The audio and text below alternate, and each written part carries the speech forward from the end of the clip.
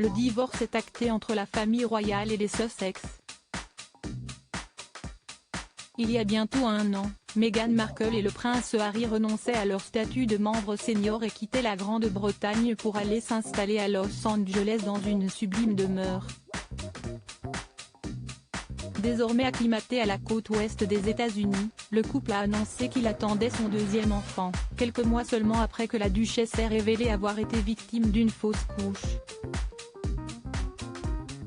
Et pour le premier anniversaire de cette nouvelle vie, ils n'ont pas manqué d'accepter un exercice dont les Américains raffolent, la célèbre interview d'Oprah Winfrey. Amie du couple qui avait notamment assisté à leur mariage, la star de la télévision a selon certaines sources réussi à décrocher une interview de Meghan Markle et du prince Harry pour évoquer leur départ de la famille royale. Un long format d'environ 90 minutes qui aurait déjà été enregistré selon le Daily Mail et qui sera diffusé le 7 mars prochain. Intitulé Oprah with Meghan and Harry, à CBS Prime Time spécial, la première de l'émission sera concentrée sur Meghan Markle qui parlera de son entrée dans la famille royale, sa maternité, son travail philanthropique ainsi que la façon dont elle gère la vie sous une pression publique intense, détaille le tabloïd. Elle sera ensuite rejointe par le prince Harry pour parler de leur déménagement l'année dernière et de leurs futurs espoirs et rêves pour leur famille en pleine expansion.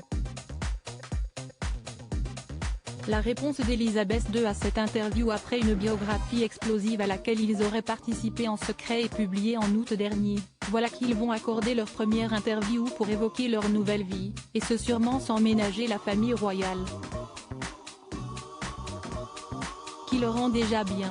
En effet, suite à la nouvelle de cette interview, Elizabeth II a décidé de répliquer en demandant à Meghan Markle et au prince Harry de renoncer au dernier patronage qu'il assurait en tant que représentant de la famille royale. Ainsi, le duc de Sussex devrait être privé de ses 3 titres militaires honorifiques restants et de ses patronages avec la Rugby Football Union, la Rugby Football League et le Marathon de Londres. De son côté, la duchesse va devoir démissionner de son poste de patronne du Théâtre National, un titre qui lui avait attribué en 2019 par la reine elle-même, en signe de soutien et d'affection.